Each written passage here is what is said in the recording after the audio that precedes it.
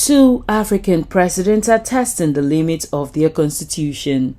In Zimbabwe, lawmakers have voted to scrap direct elections and extend the presidential term.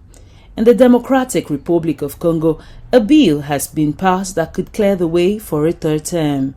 The question across both countries is the same: how far will leaders go to stay in power?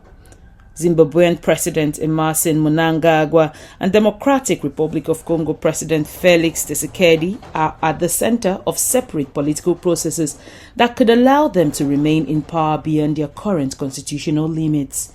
This has reignited a familiar debate across Africa. Should constitutions be changed to extend the tenure of sitting presidents? In Zimbabwe, lawmakers have taken a direct route. On Thursday, June 18, the country's lower house of parliament passed a constitutional amendment bill extending presidential terms from 5 to 7 years. The bill also scraps direct elections for the president. Instead, Zimbabwe's president will be chosen by the MPs. According to the official tally, 216 lawmakers voted in favor, well above the 187 votes needed for two-thirds majority. Only 42 voted against. The bill now moves to the Senate, where it is also expected to pass, given the dominance of President Mnangagwa's ruling ZANU-PF party. Under the current constitution, Mnangagwa is required to step down in 2028 after serving 2 5-year terms. However, if the new law is enacted, the 83-year-old leader could remain in office until at least 2030.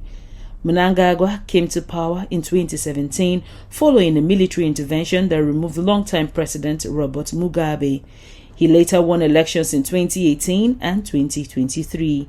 His supporters from ZANU-PF have openly campaigned for an extension of his tenure. Proponents say the changes will ensure policy continuity and political stability. However, critics argue the move could shrink democratic space. The development in Zimbabwe comes as a similar move takes place in the Democratic Republic of Congo. On May 15, the Congolese Senate passed a bill on holding referendums. Analysts say it is a step towards changing the constitution to enable President Félix Tshisekedi to seek a third term.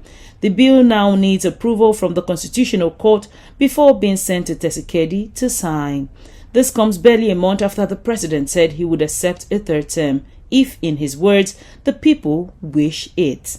The 63-year-old president has been in power since 2019 and is currently serving his second and final term under the current constitution.